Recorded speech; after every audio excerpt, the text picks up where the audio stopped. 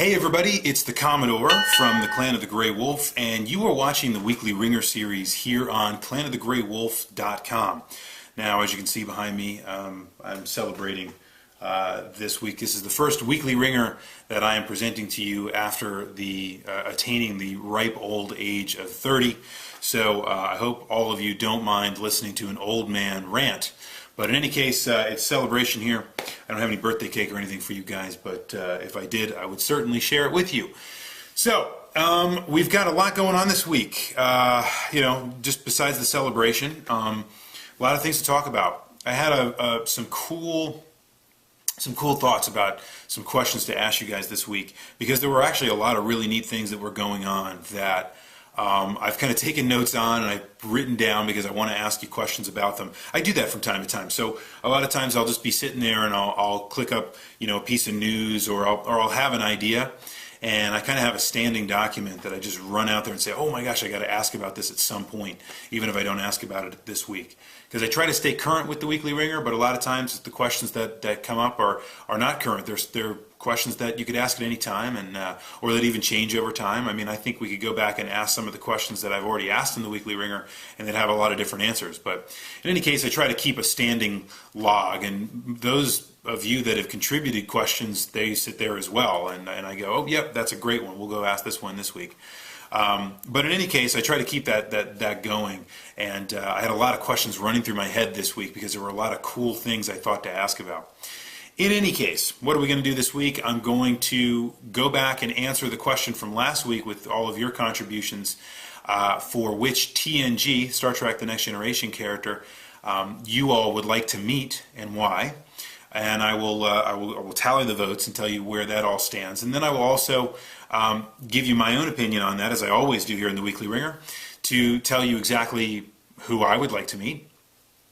But then I'll get into a question for next week that I think will get us thinking deeply about the way that video games should be celebrated over time, which I think a lot of you will appreciate and love. So, with that being said, now that the birthday stuff is out of the way, let's move on to the new folks with the community, and this is a big thing for me. I always like to welcome new people. Whatever the comments really are about, I try to bring people into the community. The community is what makes the Weekly Wringer. It's what it's all about. So I appreciate you guys staying with me, and all of you that comment, and all of you that watch. We love all of you, but those of you that comment really keep the show going, so I really appreciate it.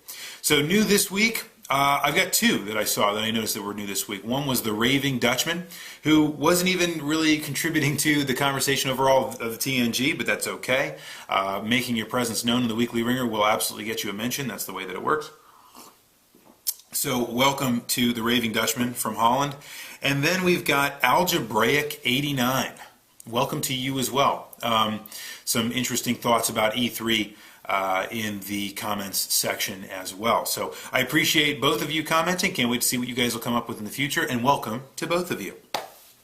Now, the question I asked you guys from last week, because we got to wrap that up first, right, is I just remember I saw something about LeVar Burton, which he's kind of been jumping up a little bit more recently. I'm not really sure why. I think they had the 35th anniversary of Roots and all these other kinds of things that happened, which is really cool. So maybe that's why he's been making the rounds again. But I saw him on like shows and podcasts and things like that. He's kind of making the rounds. But in any case, that got me thinking about a question that I asked last week, which was if you could meet any character, right? Not necessarily the actor, although there were some interesting anecdotes. Specifically from Mr. K about meeting some of the actors. But if you could meet one character from Star Trek The Next Generation, who would it be and why? Now obviously this opens up Pandora's box, because those of you that are fans of the show, some folks are probably just casual fans, know the players, maybe you've seen a couple episodes. Some of you, like me, have seen pretty much all the episodes, if not all of them, at least once, and have a pretty good knowledge and depth with the show. And then you have folks like Rue, who are obsessive about every single episode and know all the characters. And sometimes they say something about a character and you kind of go, how the hell do you remember that guy's name? He was in like one episode and that was it, right? But, so we have a wide area. And then there were some of you that commented this week that barely knew the show at all. So, just said, hey, I happen to like this person, whatever the case might be. But, I think that's a cool way to get things going. When you get that wide net spread out, that tends to be the kind of answers you get. All right, now, what I did before I jump into the answer to the question was I just tallied the votes, right? And just to see where we stood. So here's how the votes broke out as far as I could tell by people's contributions. We had one vote for Picard, which is surprising to me. I would have thought Picard would have had more than one vote, but Picard had one vote. Data had 4 votes. He was far and away the winner. So 4 full votes for Data. That's interesting. Riker had a vote. We had a vote for Guinan, a vote for Worf, a vote for O'Brien, a vote for Hugh, which I thought was a great comment. And we even had a vote for the unsung helmsman that was replaced by Wesley Crusher, who I still have no idea who that might be, but I do understand the comment, and I'll talk about that in a second. We had 2 votes apiece for Geordi LaForge and for Q. So Data is the clear, far and away winner with 4 votes, and I can clearly see why. And I guess that will lead me right into the contributions from you guys. Dragon Chi notes Data, because Data's kind of the Renaissance man, right? Data has his hands in just about everything, but he's level-headed. But he's not just the sum of the knowledge that's been poured into his positronic brain. Instead, he's got a kind of wisdom about him. He's got a kind of heart about him. And as a result, he becomes beloved, even though you would think with an android kind of character that, there might not be as much of an endearing quality about him. But I think everyone really likes Data if they watch the show. And for those of you that might have not seen the final Nemesis Next Generation movie, spoilers, skip ahead, but Data dies. And I was very, very upset by that, because when Data does pass away there, you just kind of go, oh, here's this guy that we've spent years and years and years getting to know. And even if he's just a machine, like you could, take a cell phone and throw it out the window, it would be the same kind of thing, right? But instead, it's Data. And which Picard argues obviously is not just the same thing. But in any case, I thought that was a good point, right? So Dragon Chi talks about the idea of Data being a Renaissance man, and it's kind of better than the sum of all of his parts. He's always got something interesting to say, and he's always got something to contribute. It's very rare that Data can't give you some kind of contextual information or give you some kind of piece of information that's food for thought that will help you with the decision that you're making. And those kinds of folks are very, very important. And the idea that Data could achieve, he was lieutenant commander, right? That kind of a status, that's huge. I mean, an android did end up captaining a ship, right? And I just thought that was really interesting. So you have an android that can't exhibit a lot of the behaviors that have been exhibited by the classic Star Trek characters like Kirk, right, who could lead a starship into battle, as it were, and on very important missions. That makes him a pretty interesting dude, and a character I would completely understand. The other thing that Dragon Chi said I thought was really cool was the idea that Data is an aspiring artist. Data tries his hand at a lot of things. He tries his hand at painting. He tries his hand at music. He tries his hand at acting, right? And he brings all these things together in one place, and I thought that was really cool. Here's this android who's trying to be in touch with a certain amount of humanity, even though he's a robot, but he's also trying to tap into some of the greatest works that humanity and other races have come up with over the course of time. So he sees that there is value in something like music and art, and is trying to kind of capture that essence. And even if he doesn't quite get there, there's never really the true feeling of artistry you get from a maestro or from some kind of professional player in their field. I think you end up you end up with something that's really interesting and really cool. And so I think Data's a great suggestion.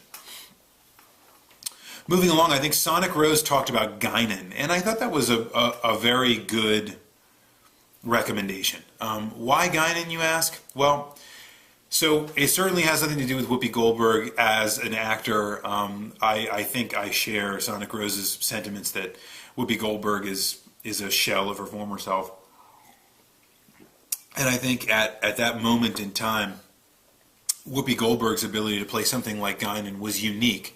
I'm not sure she could handle something like that right now. I think her perception is just so incredibly different, and the way that she rubs people is so completely the wrong way. But think back to the show, guys. And this is why I wanted to see if any of you go back and watch some of those episodes. Some of you did. Some of you, ended up going back and watching some of those episodes, which is great.